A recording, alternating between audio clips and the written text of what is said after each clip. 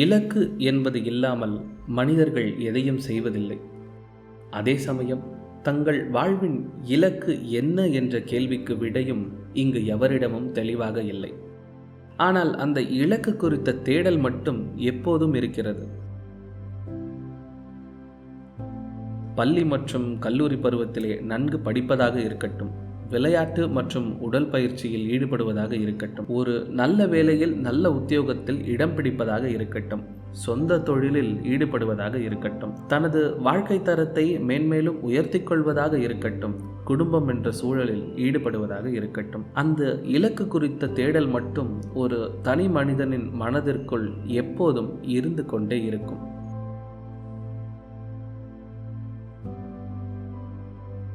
நிகழ்கால இன்பங்களை அனுபவிப்பதிலும் சிக்கல்களை சமாளிப்பதிலும் ஒருவர் ஆழ்ந்து தன்னுடைய நாட்களை கடத்தினாலும் கூட தனிமையில் அமரும் அந்த ஒரு சில நிமிடங்கள் மனம் இந்த தேடலை நோக்கியே சிந்திக்க வைக்கும்.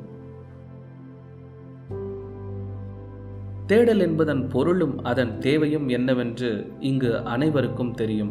ஆனால் அதற்கு நேரம் ஒதுக்குவதே இங்கு பெரும் சிக்கலாக இருக்கிறது. அப்படி ஒதுக்கினாலும் கூட எப்படி தேட வேண்டும் என்பது பெரும் குழப்பமாக இருக்கிறது.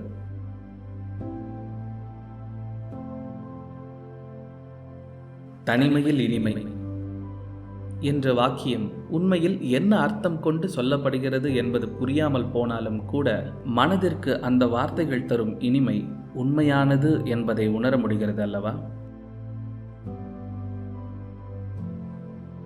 ஒவ்வொரு தனி மனிதருக்கும் அந்த தனிமை என்ற உணர்வு தேவைப்படுகிறது.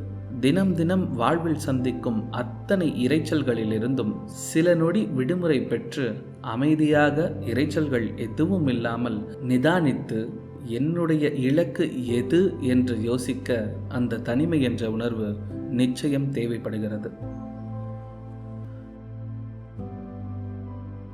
தனிமையில் அமைதியாய் சிந்திக்க நீ யார் என்று உன்னால் உணர முடியும் என்று பலர் சொல்ல கேட்டிருக்கிறோம். அது உண்மைதானா என்று தெரிந்து கொள்ளவாவது ஒரு முறை முயற்சிக்க வேண்டாமா? அந்த இனிமை என்னதான் என்று ஒரு முறையேனும் அனுபவிக்க வேண்டாமா? பாடலின் ஒளியோ, திறன்பேசியின் சத்தமோ, அடுத்த வேளை என்ன உணவு என்ற கேள்வியோ, கடந்த கால கவலைகளோ அல்லது எதிர்காலம் பற்றிய பயமோ, இப்படி எதுவும் இல்லாமல் எல்லாவற்றையும் சிறிது நேரம் ஒதுக்கி வைத்துவிட்டு நானும் என் மூச்சு காற்றும் மட்டும் என்ற தனிமையை ஒரு முறையேனும் அனுபவிக்க வேண்டாமா?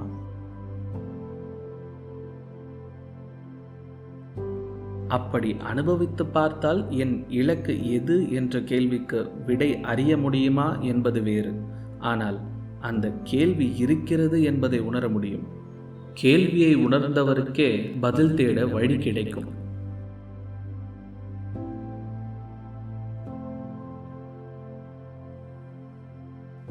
நல்விடை கேள்வியின் பரிசு, நல்மனம் அமைதியின் பரிசு, அமைதி தேடலின் பரிசு, தேடல் பிறப்பின் பரிசு. வேண்டியவையெல்லாம் இங்கேதான், மேலும் கீழும் ஒன்றேதான். தேவையெல்லாம் தனிமைதான், வாசமும் வனப்பும் மாயைதான். யோசனை என்னவோ மேன்மைதான், செயலில் கொஞ்சம் சுணக்கம்தான். தனிமையில் இனிமை உண்மைதான், முயற்சித்து பார்த்தால் கிட்டும் தான்.